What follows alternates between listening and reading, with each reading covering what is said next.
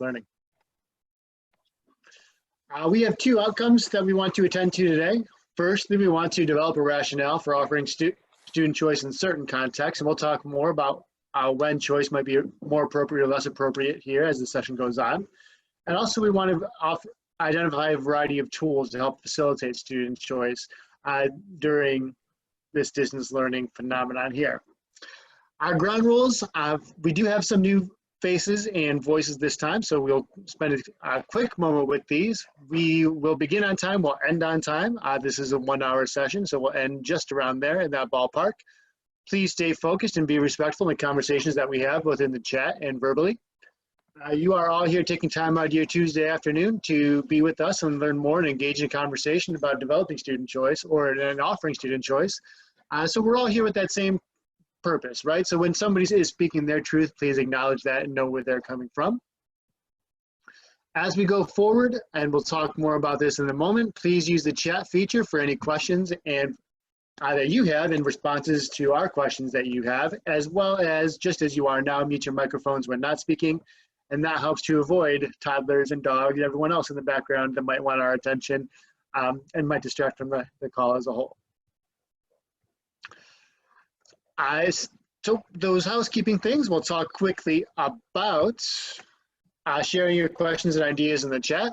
The chat should be in the lower right portion of your screen. And we do encourage you to talk while the teacher is talking in this case, because those back channel conversations are a powerful tool. It prompts us to give some more insight in some areas you're wondering about. You've had some great, in the past few all of the sessions, not just the past few. In the past sessions, you've had some great ideas that you've shared with us and that we've had a chance to develop some dialogue on. So please keep sharing those ideas in the chat as things come to mind. As you do bring questions up, we'll track and respond to those. We do have a few pause points built in, as well as a more formal Q&A session near the end of the session. And if we can't get to your questions at those times, we will follow up with you personally via email or some other contact to help you find the answer to that question. Finally, we do want to be upfront and let you know that this entire session, as well as the chat, is being saved, and this allows us to do two things. First, it allows us to follow up on any unanswered questions that you might have. So we'll be able, the chat moves fast at some times, and so we want to make sure we're able to tend to those and follow up with you. But it also allows us to compile all those good ideas and share those out to you. That's one of the things we commit to after your attendance here, is we'll send you a recording of everything that we've talked about here, as well as some of the big ideas that came out in the chat. So you have all those resources and links available to you. With that said, let's go ahead and get started and practice using our chat muscles the first time today. And we ask you to think about this warm-up question. What are some possible benefits of facilitating student choice in the learning environment? Please take a few moments to think about that and drop a response in the chat, and we'll check in on your thinking in just a moment.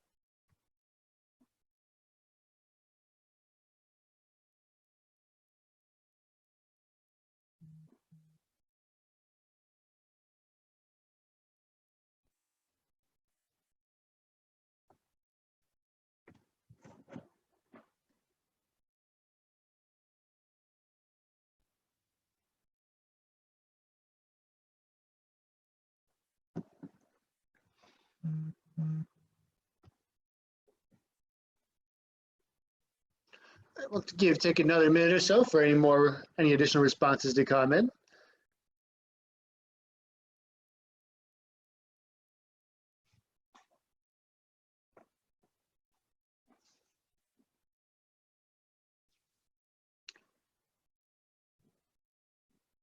And Anissa, what are some of the common themes you're seeing emerge in the chat? Hi, everybody. Well, some common themes that I see is engagement is all over the place. So we couldn't agree more. But it's also that idea of motivation, ownership, and that they're feeling invested or that their voices are heard in some way.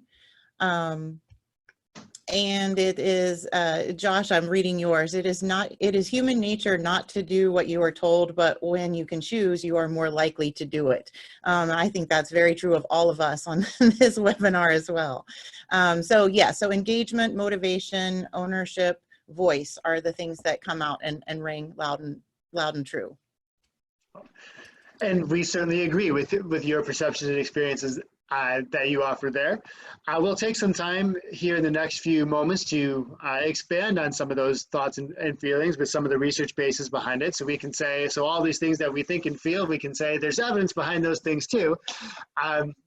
So we're better armed to enter some of those conversations with our colleagues who might still need to find a reason to incorporate that choice in aspects of their curriculum. So we'll start with sharing that rationale for choice. And the work that we look to in this case is Learning to Choose, Choosing to Learn by Matt Anderson, published in 2016. And he speaks to two big reasons or two big challenges that choice can help us confront in the classroom. The first is differentiation. And he quotes Hattie and Yates by acknowledging that we're motivated by knowledge gaps, but put off by knowledge chasms.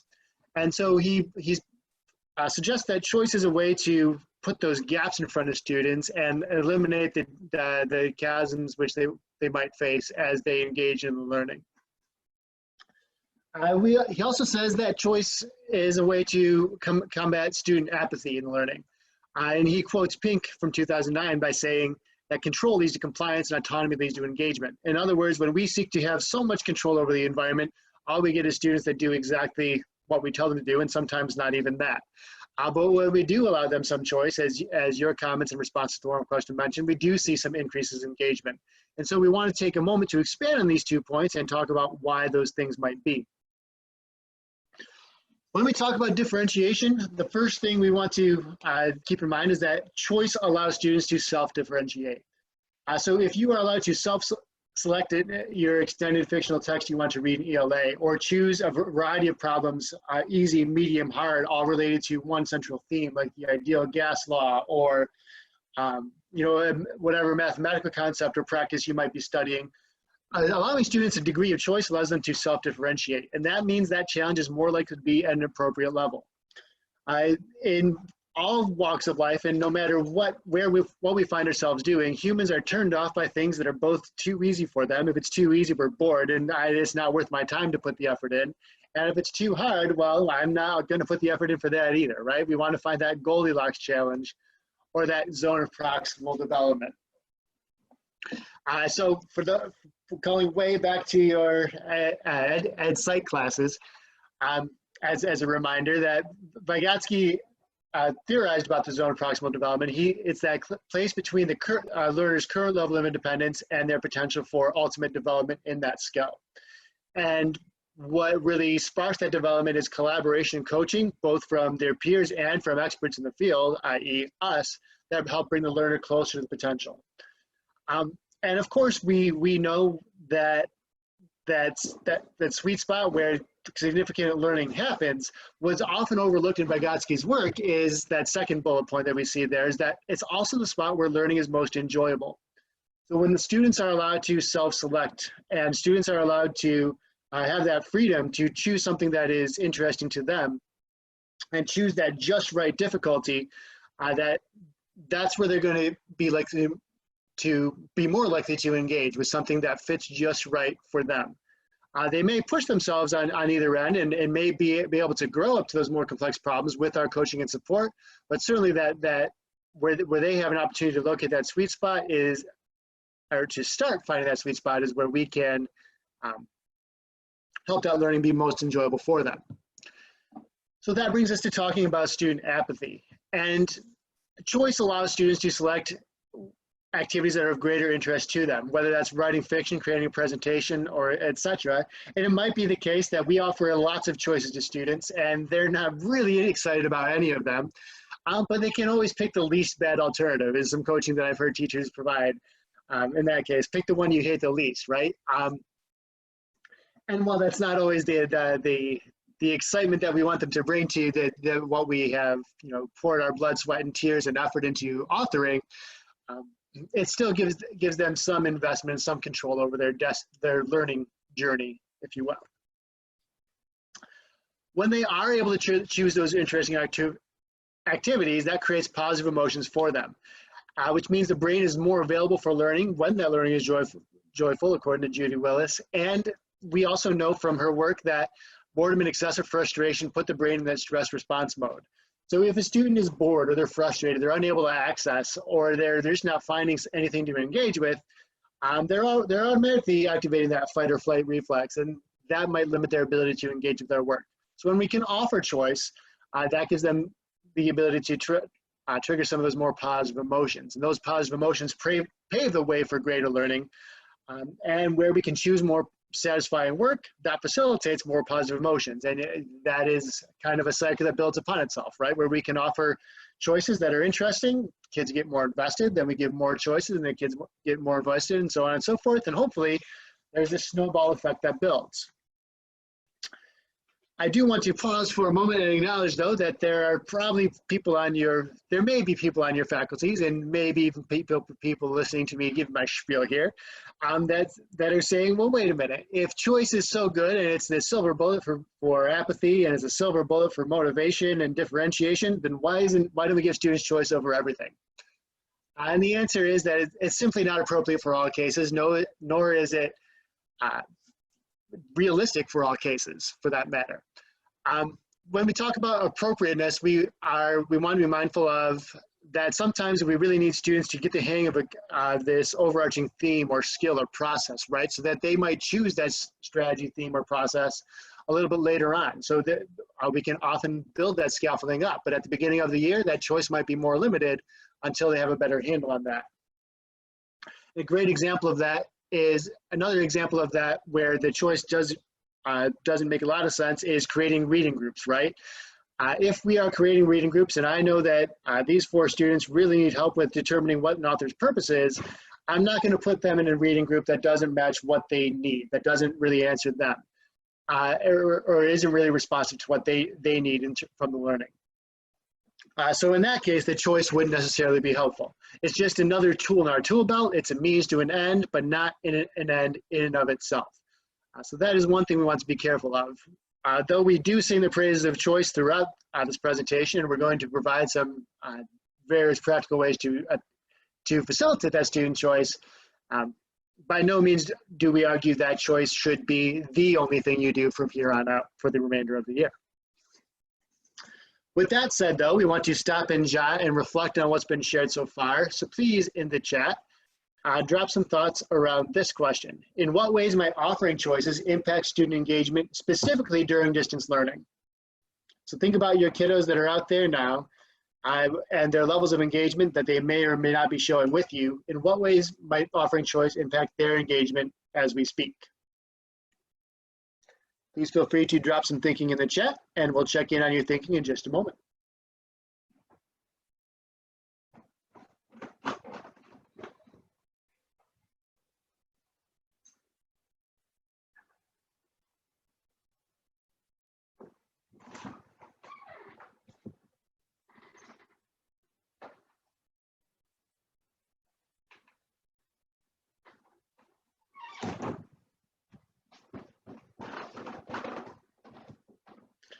Give another minute or two for answers to come on in, and then we'll check in with what you're thinking.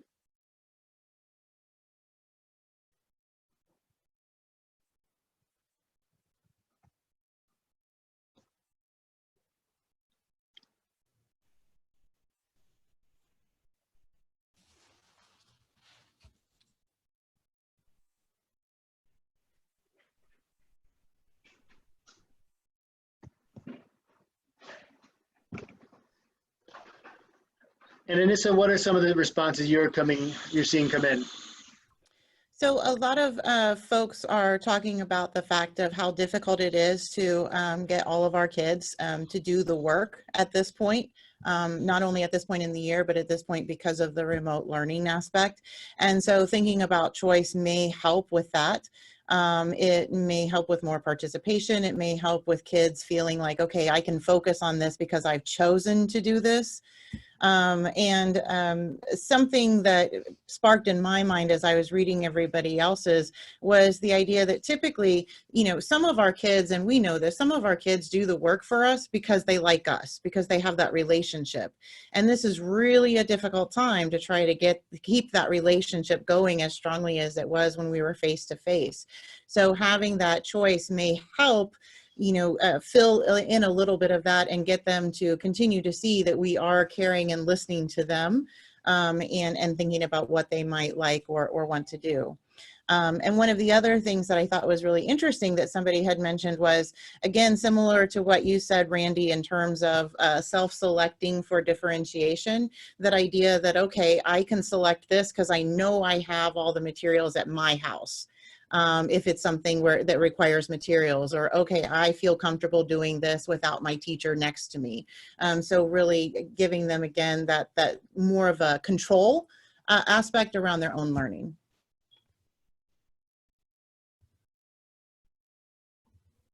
Thank you. Sorry, I was struggling with my mute button. Yeah, all of those are outstanding examples of how choice might impact our students at the moment. And we know reaching them is tough, especially as the year goes on. And I've seen in various communities that I participate in, that student engagement is getting tougher as the year goes on. So we're hoping that this is an appropriate morale booster, if you will, right? Not only for you, but also to perhaps draw some students in that might be straying. If we can go forward and talk with them, and their classmates that are still on board with us can go forward and talk to them about these choices and this control they're feeling, that sense of empowerment they're feeling, that might be our next best recruitment tool for the remainder of the year, and perhaps even in the next year, depending on what your individual locality might look like. So our wise old owl here has 5 considerations for us when we're designing choice and thinking about how we're going to implement that in the classroom. And those 5 considerations are: we first want all the choices, or the vast majority of the choices we offer students, to spark higher order thinking, to really get them deeply involved. We want to define autonomy for our students, and we'll talk more about what the more strict definition of that in just a moment. We want to make sure that some of the choices we provide students allow them to express themselves artistically and creatively. We want to make sure that no matter what choice we provide for students, that we provide guidelines and expectations for those interactions. And we also want to make sure that we are planning for feedback as part of their work with choice. So first, in regards to higher order thinking, some examples of how we might do that are encouraging students to support their thinking or their reasoning with details and examples and other textual evidence that we might see. And that can be done in a variety of disciplines and a variety of media. So it's not necessarily that we're just reading and writing. We could also be analyzing a piece of art, right? If that's one of my choices, in finding some evidence that the artist has incorporated that make me think, or that maybe have a perception of that work. Other things that are characteristic of some higher order thinking is ask students to use an appropriate voice for an intended audience. So if they are writing, or they're recording a speech, or otherwise making their work known to the world, or publishing that, or at least have the appearance of publishing that somewhere, being able to talk to the audience that they're intended to, and being able to write and speak in a register that will connect to that audience, is a huge authentic experience for them. And lastly, we can also ask students to apply a concept in a new context. So finding novel ways for them to apply some of the knowledge that we're working on, those real world examples that call back to some of the authentic writing that we talked about a few sessions ago, that really allow them to connect with that work and see how what they're learning here connects with the outside world. So one example that speaks to this higher order thinking theme comes from U.S. government teachers that we work with. And here they're very much reviewing just the broad 3 branches of the government and finding and the roles of some individuals within that. So when we're thinking about those novel contexts, one example of that is making an analogy to tell us how the Constitution is like a blueprint, a city, or a baseball game. It's a seemingly short task, but it requires a little extra thinking, right, for them to involve and really create that analogy and see that connection between the Constitution and any of those other structured things. When we talk about things like articulating a specific voice for an audience, in the upper right corner, there's a task that asks them to create a simulated social media discussion, which illustrates the legislative process. So they might not be using formal academic English within that context, and that's okay, because the voice of that media dictates that they do communicate in another fashion. So that is something else to consider as we're going forward. So as we pull up some of these examples, there are elements of these that shine through really well and that we use to highlight them, and the rest of them are really good kind of pen and paper examples that might be used for our students who have lots of access to technology, but also many of these examples many of these activities in this example might be used by students who don't have as much access to technology as well, like creating flowcharts and so on and so forth, if we provided text to them. So that is one other benefit to mention about choice boards, is that they can be accessible to kids, both high tech and low tech at the moment. When we talk about defined autonomy, we want to be very much aware that choice does not equal unlimited choice. So if we are offering a tic-tac-toe board, we strongly encourage that we don't put a free space there in the middle. We want to set limits on what students can make choices in, whether that's process, product, or procedure in terms of how they're approaching a task. And if we are allowing them to design some of their own choices, we want to make sure that we provide some concrete expectations that the activity should meet. So if they are designing their own research paper, they're designing their own research project, we want to make sure that they are still looking for reputable sources. We still want to make sure that they have a valid and researchable question that sparks some debate for them to go forward with. So there's still some controls, some quality controls that are built into that choice. It's not an unlimited choice. It's a choice with some definition here. And Randy, I'm sorry, just real quick. One of the best lessons I think I ever learned was at a workshop where we were talking about choice and giving kids that voice. And the presenter was like, you know what, choice doesn't mean the world. Choice could mean this or that.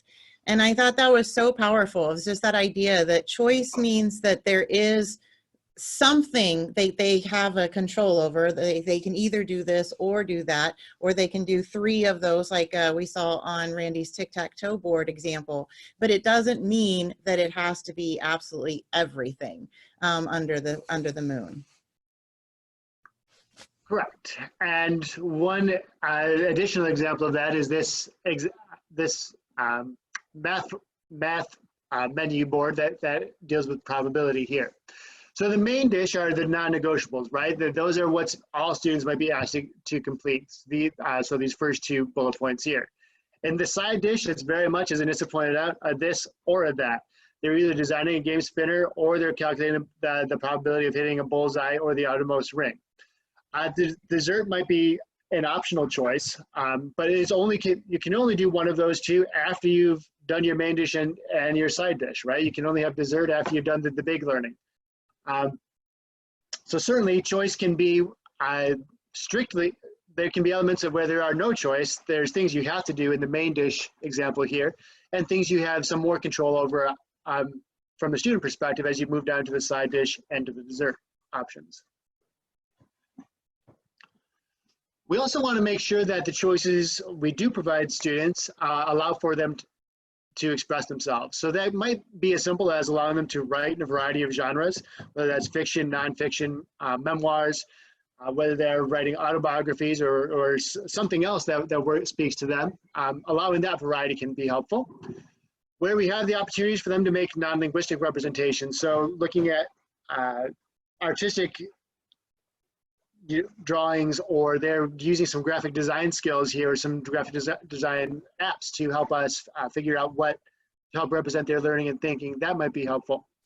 As well as recording videos. It's more of a non-traditional response. Certainly they could be just simply recording an answer to the question, but recording that video could allow them to inject some personality in, whether they are dressing up, whether they are editing in other video clips or pictures in to enhance the quality and the entertainment value of that video. All those things are possible venues for them to show some expression. So this example of a 2-5-8 menu comes from a music teacher, where there's a mandatory 5-point thing, that 5-point writing assignment. So that's the writing that they have to do. But then students then have some choices down below of first self-selecting an appropriate difficulty for them, whether they want to work from knowledge and comprehension levels, application analysis levels, and synthesis and evaluation levels. But they also have a choice to, a chance to express themselves as well by improvising a melody or evaluating the performance of another jazz or blues ensemble by writing a critique. So that expression can come in the form of certainly making something musical, but also critiquing something musical as well. In this case, gives them another opportunity to step in some of that more authentic writing that's unique to that field. In another example, when we're talking about creativity, this choice board is geared more toward mid to upper L.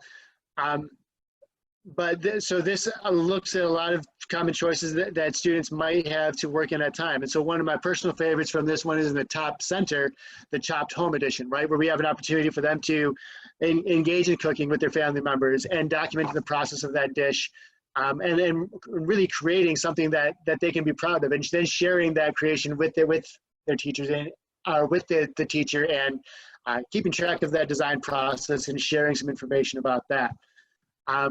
That expression can also be as simple as down and below the TikTok down the middle, center middle rather. The TikTok dance challenge is another way for students to express themselves, right? It's another way to build some community, as well as attend to some of their SEL skills when we're allowing for some of those SEL needs rather, when we're allowing for some of those creative outlets. So we wanted to provide this as an example to show that the choices, while we want them to be anchored in our content, and we still want students to reinforce and move along and enhance their knowledge of what we've done in class, there's also opportunities for them to use some of those skills in unique ways, as illustrated by the other choices on this choice board. And Randy, for that one, for that teacher, she had mentioned, she calls it an offline activities choice board. She's very fortunate that her kids are one-to-one technology, so the expectation is that all of them are indeed on Google Classroom. And I know not all of us have that luxury, but she is in that position. And so one of the things that she wanted to do is to make sure that she had some choices that didn't involve the computer necessarily. So like Randy was talking about the chopped in order to practice mathematics and things like that. So that's one of the things that she had just created this for the school shutdown, in thinking about how do I mix it up as well as give student choice and voice. Thank you. We also want to, when we move forward and we're talking about providing choice, we want to make sure we're providing guidelines and expectations. So where we have these choice boards or these choice menus, we want to make sure we're providing intermediate deadlines for some of those individual tasks. So if you have a choice of 3 things, when is task A, B, or C due? Or are they all due at once? Older students might be able to handle that all due at once aspect, but our younger students especially might need some help strategic planning, some guidance from you as in saying whatever you choose to do, task 1 is due on Tuesday of this week, task 2 is due on Thursday, or so on and so forth, whatever the case might be. When we are designing choice boards, in this case, we wanted to define the range of choices that students might make, and we'll talk more about what that looks like here in just a moment. And we also want to develop a broad rubric that outlines success for the choice board activities. If you have a tic-tac-toe choice board, we don't necessarily want you to, nor would it be fruitful to have a task-specific rubric for all 9 of the activities on the choice board. But if you were able to have a rubric, and we'll talk more about this in our next Tuesday session, if we had to think about more general about process rubrics that really evaluate the higher order thinking or the reasoning or problem solving skills students were able to demonstrate by engaging in that choice, that can be might be appropriate for communicating and setting some of those expectations. So when we talk about defining the choices that students might make on the choice board, obviously tic-tac-toe is one kind of intuitive way to do that. If I have this 3x3 grid, I can make a tic-tac-toe in any way. What we notice about the tic-tac-toe is that each of them carries, no matter which way, what way I make my tic-tac-toe, I have to work in a variety of modalities. Whether I'm writing and creating pictures or something else, I have to show my thinking in a variety of ways. So that might be one thing to consider in your own tic-tac-toe boards is how does this encourage students to respond in a variety of ways so they have the opportunity to express themselves. So making sure that those modalities are represented throughout the diagonals and rows and so on and so forth. When we talk about defining choices in this choice board, it's another menu for independent reading. In this case, they're choosing one dish from each course. So one appetizer, one main course, and one dessert. There's clear expectations about what are meant for each activity, and we're clearly limiting that. We're not saying you do 3 desserts. We're saying choose one of each of these as we go forward throughout this month. And finally, with this tic-tac-toe board here, it does provide some additional examples for what we might do and how we might outline some expectations for the choice board activities. So one thing that's helpful in that this teacher did was, as she talked about some of the academic verbs like identify or describe, or as she talks about explaining, one thing she did was created a short little think aloud video that explains what each of those academic verb means in this context. So when she's talking about identifying things, her students know that's generally a shorter answer that where maybe a sentence or a paragraph is appropriate. As she talks about explanations, particularly when we're talking about some character traits, that's something that might require a little bit more evidence and searching through the text to find out and locate that. So she was able to communicate those expectations around those cognitive verbs but with some supplemental activities or materials to the choice board. The last consideration we would offer is that we should plan for feedback. So if we are asking students to submit different elements of the choice board throughout the week, we want to make sure we're offering actionable feedback when each task is submitted to us. And that gives us, lets students know, A, that we're looking at the work, but also lets us provide them a recipe for future action. Lets them know that whether it's this task or another similar task that will appear in a later assignment, lets them know how to do that same thing better next time. We also want to be mindful that the feedback doesn't have to be all encompassing. So especially at this time, but definitely in any time, we don't want to be so harsh with our red pens or our Google comment features that it comes back with a whole bunch of strike-throughs or crossouts or so on and so forth.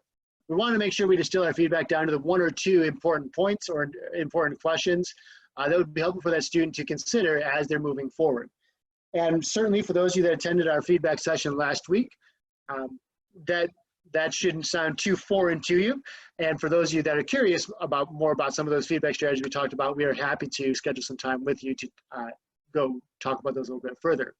But in any case, the message is the same, is that as students submit the work, that feedback helps you maintain that relationship, that we are seeing value in the work, we're seeing value in them as learners, and we're helping them move forward as learners as well. So we want to consider all of these 5 features here and ask you for another stop and jot. In what ways might planning to address these 5 considerations help to mitigate student apathy, especially during our distance learning?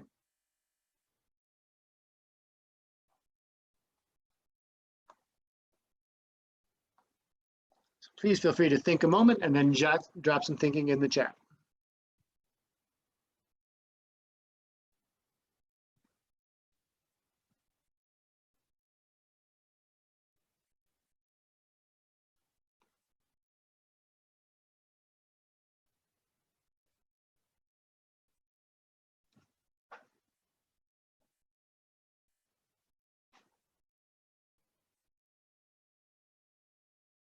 Give another moment or so for some responses to come in.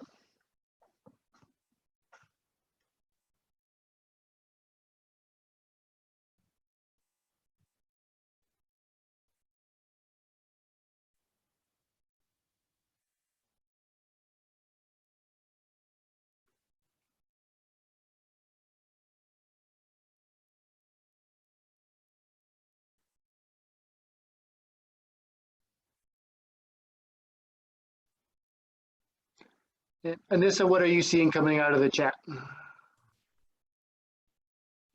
So one of a couple of points that people are making is obviously variety, but that it holds us accountable as well as the students, and helping to structure the learning and activity. So really thinking very strategically about, okay, what is it that we want kids to do? What are some of those practice activities that they can have a choice in, but that still maintain that level of rigor, or level of work that we want.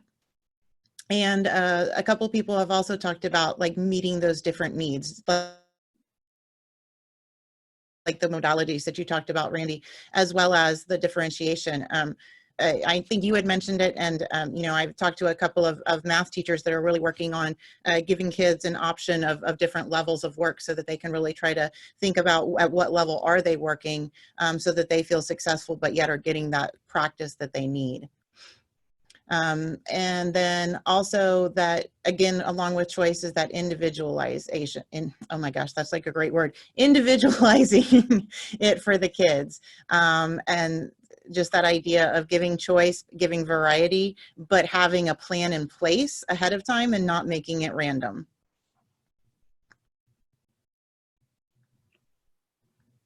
Say more about the making it random piece. I didn't quite see that chat message, so I wanted to hear a little bit more about what you were thinking or what that person might have been thinking. Mm-hmm. So I think one of the comments earlier in the chat, Randy, was about that idea of not wanting to let go of, not wanting, being sure not to get rid of rigor when we're giving those activities. And I can think personally of my own students, as well as working with some teachers that had started using choice boards for the first time, is not letting kids only do like the 2-point problems, right? But making sure that there was that very specific thought process of us as the teachers to say, okay, I want to make sure kids are doing activities in this range. At the comprehension range, I want to make sure they're doing some analysis, and I also want to make sure they're doing at least one thing that's an evaluation or create. So whether that's a tic-tac-toe board or whether it's a menu, however we set it up, it doesn't allow kids to just randomly select things and not do the work that we expect. So there's some sort of structure there. So the choice is authored in such a way that students have to do the thinking, even though they have an element of choice in how they get there. Right, exactly. I remember the very first time I did a choice board, and I had, of course, a couple of kids that were really smart but very lazy, and the way I structured it was not as good as it should have been, and they picked like all of the lower level things, and unfortunately they met my criteria because I didn't structure it in a way that made sure that they did some of those higher level or more rigorous thinking as well. Yep, I did that too. Both as a student, experiencing that, as well as an instructor, I apparently didn't learn that lesson from my days as a student. But yeah, students will do exactly what you ask them to do, and sometimes what you ask them to do isn't what you want them to do. So being mindful of how we structure those choices and really clear about those directions and how we're defining those limits on choice is certainly very helpful. Want to pause and open it up here for any general question and answers you might have. So please feel free to drop any thinking related to student choice or questions in the chat, or feel free to unmute yourselves and ask Nissa and I, and we're happy to talk with you for just a moment before we move forward to our closure for the day.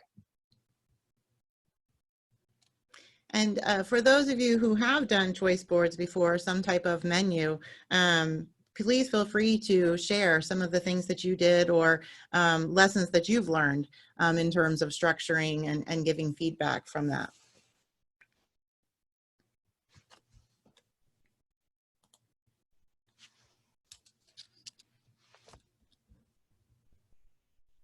And you can either unmute or add it into the chat.